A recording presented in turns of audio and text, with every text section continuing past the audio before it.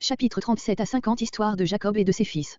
Cette histoire commence au moment où Jacob, rentré en Canaan avec sa famille, se trouve, par le fait du départ de son frère, seul représentant de la famille d'Abraham dans la terre promise, Genèse 37.1. À ce moment, un grave danger menace la famille patriarcale. Les fils de Jacob avaient probablement épousé des femmes cananéennes, cela est dit expressément de Jude, chapitre 38, et avaient subi l'influence du milieu païen et à demi barbare dans lequel ils vivaient. Les rapports de Siméon et Lévi avec les Sichémites, chapitre 34, et surtout l'histoire de Jude et de Tamar, chapitre 38, en sont des preuves évidentes. Ainsi donc la famille élue est près de se fondre avec l'humanité païenne. Dieu remédie à cet état de choses en la transportant en Égypte, au milieu d'un peuple qui ne s'amalgamait pas, comme les Cananéens, avec les étrangers et avait en particulier horreur des bergers. Ils pourront donc vivre là en dehors de toute influence étrangère. C'est vers cette transplantation de la famille patriarcale en Égypte que tend toute l'histoire dont nous abordons maintenant l'étude. Elle est préparée au chapitre 37 par la vente de Joseph à Potiphar, qui devient le moyen dont Dieu se sert pour sauver la famille patriarcale. Aussi Joseph sera-t-il le personnage principal de toute cette histoire. Cette portion de la Genèse se divise en deux sections. La famille de Jacob en Canaan. Préparation de la descente en Égypte, chapitre 37 à 45. La famille de Jacob en Égypte, chapitre 46 à 50. Chapitre 37. Joseph vendu par ses frères et emmené en Égypte. Verset 1. Le récit revient à Jacob et à la ligne directe de l'histoire patriarcale. Dans le pays où. On pourrait traduire aussi, dans la contrée, la partie du pays de Canaan où son père avait séjourné. Verset 2. Verset 2 à 4 Jalousie des frères de Joseph. Voici la postérité de Jacob. Ces mots sont le titre de toute la dernière partie du livre, jusqu'au chapitre 50. Jeunes garçons. Les plus jeunes des fils de Léa se tenaient sans doute avec leurs aînés, Joseph avait donc pour compagnons les fils des deux sœurs Vaantèse, qui étaient plus rapprochés de son âge. De mauvais rapports. Ce n'étaient pas les rapports qui étaient mauvais, mais les actes qu'ils racontaient. On a traduit aussi, les mauvais bruits qui couraient sur leur compte, ou, les mauvais propos qu'ils tenaient. Verset 3. Israël. Depuis la scène de la lutte avec l'ange, l'auteur emploie indifféremment les deux noms du patriarche. C'était un fils de sa vieillesse. D'après le chapitre 30, Joseph était le contemporain des derniers des fils de Léa, ce qui fait que plusieurs ont entendu cette expression dans ce sens, un fils de prédilection, comme le sont les enfants qu'on a dans sa vieillesse. Mais dans ce cas, la fin du verset ne serait qu'une répétition oiseuse du commencement. Il paraît donc plus naturel de l'entendre dans le sens de fils cadet, Benjamin étant encore trop jeune pour être mis sur le même rang que ses frères. Robe longue. Robe descendant jusqu'à la cheville du pied et pourvue de manches. C'était un vêtement de luxe, comparé 2 Samuel 13.18. L'habit de travail était plus court et sans manches. La traduction ordinaire, robe bigarrée, repose sur une erreur des LXX et de la Vulgate. En donnant à Joseph ce vêtement, Jacob le distinguait comme fils aîné de la femme préférée. Verset 5. Verset 5 à 11 de Songes de Joseph. Verset 5 à 8. Il résulte de ce récit que la famille patriarcale, suivant l'exemple d'Isaac, Genèse 26.12, s'occupait aussi d'agriculture à côté de la vie nomade. Il le raconta à ses frères. Joseph montre un grand empressement à rapporter à ses frères, puis à ses frères et à son père, ces songes qui devaient les humilier et les irriter. Il paraît céder ici à un mouvement de vanité, c'est le seul trait défavorable que nous connaissions de l'histoire de Joseph et il devra l'expier durement. Verset 9. Le soleil, la lune et 11 étoiles. Toute la famille, père, mère, enfant. Et pourtant Rachel était morte depuis un certain temps, Genèse 35.19. Mais l'élément maternel était encore représenté par 3 femmes dans la famille. Verset 11. Son père retint la chose. Il vit dans ses songes une révélation d'en haut. Comparez Luc 2.19. Verset 12. Verset 12 à 24 Joseph jeté dans un puits. À Sichem. On se demande comment ils osaient y retourner après leur trahison du chapitre 34. Mais nous avons vu que cette scène était probablement racontée par anticipation. Verset 14. Vallée d'Hébron. Voir Genèse 13.18, note. Après la mort de son père, Jacob, suivant la tradition de la famille, s'était établi dans cette localité. Verset 17. Dothan ou Dothaïn, les deux puits. Cette localité était située à environ 7 heures au nord de Sichem, à l'entrée de la grande vallée de Jizréel. C'était une plaine fertile où les bergers devaient trouver des pâturages fort abondants. La grande route des caravanes qui font le commerce entre la Syrie et l'Égypte passe encore maintenant par là, comparez verset 25. Une colline couverte de ruines qui se trouve en cet endroit et au pied de laquelle sont des puits le plus souvent sans eau, porte encore aujourd'hui le nom de tel Dothan. Verset 20.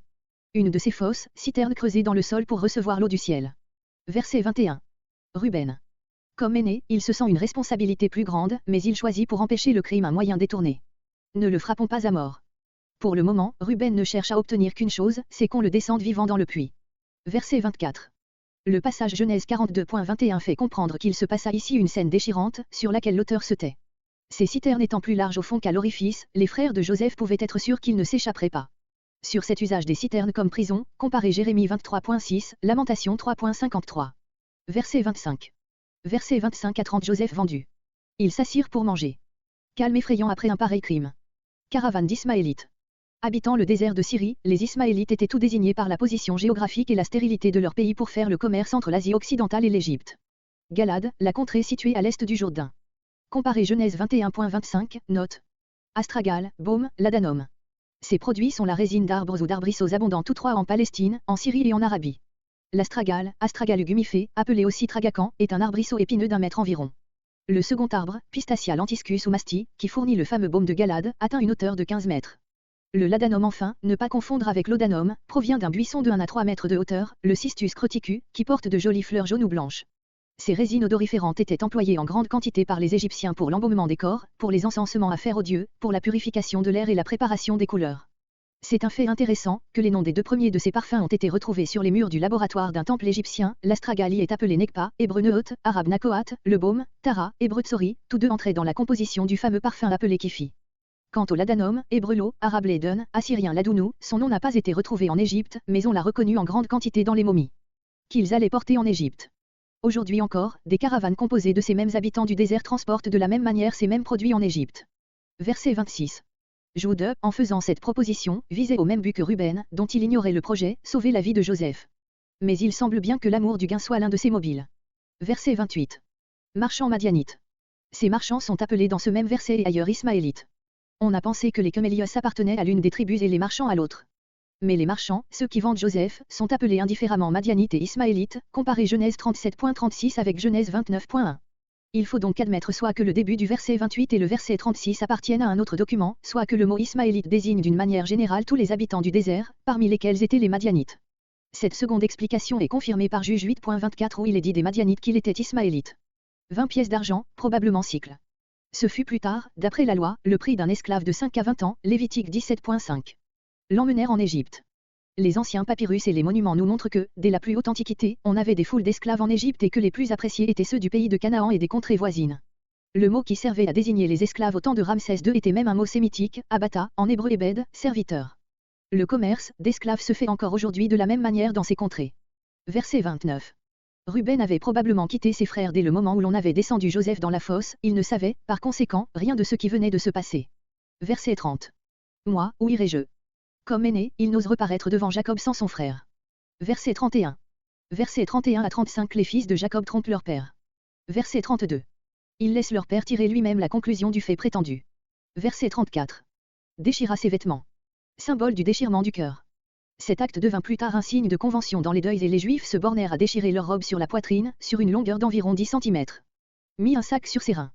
Un vêtement fait du même tissu rude que les sacs, c'est-à-dire de poils de chèvre ou de chameau. C'était le vêtement de deuil ordinaire. Verset 35. Tous ses fils. C'est le comble de la fourberie. Toutes ses filles.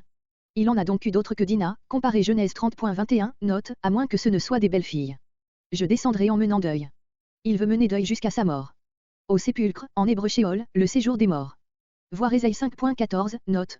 Il résulte de notre passage que le Sheol, où va l'âme séparée du corps, ne doit pas être confondu avec le tombeau, le corps de Joseph, en effet, qui a été déchiré, semble-t-il, par une bête féroce, ne sera jamais déposé dans le tombeau de sa famille. Comparez Genèse 15.15, note. Verset 36. Madianites, Hébreux, Médanim, les fils de Médan, frères de Madian. Les deux familles s'étaient probablement fondues en une seule. Comparez Genèse 25.2, note. Le vendir. Voilà Joseph esclave, c'est absolument l'opposé de ses songes et c'est cependant ce qui conduira à leur réalisation. Potiphar, dans les LXX, Pétéphres, en égyptien, ce serait Pétifra, c'est-à-dire, consacré à Phra, ou Ra, le dieu du soleil, qu'on adorait surtout à On, ou Héliopolis, comparé Genèse 41.45. On a retrouvé sur les monuments les noms analogues de Pétisie, consacré à Isis et de Pétamon, consacré à Hémon. Officier de Pharaon, littéralement, eunuque, Sari. Il est probable que ce terme, employé encore dans la suite pour désigner le chef des échansons et le chef des panetiers, avait perdu dans l'usage son sens primitif et était devenu synonyme d'officier de la cour. Chef des gardes, proprement chef des exécuteurs, de ceux qui étaient chargés d'exécuter toutes les sentences du roi et des tribunaux. On l'appellerait en langage moderne, ministre de la justice et de la police. Comme tel, il avait la surveillance de la prison d'État, Genèse 40.3. Dans les inscriptions égyptiennes, un dignitaire semblable est appelé, les deux yeux du roi de la Haute-Égypte, les deux oreilles du roi de la Basse-Égypte. Nous savons par les monuments égyptiens que, dès les temps les plus reculés, la police était très bien organisée en Égypte et comptait un grand nombre de fonctionnaires de tous les degrés.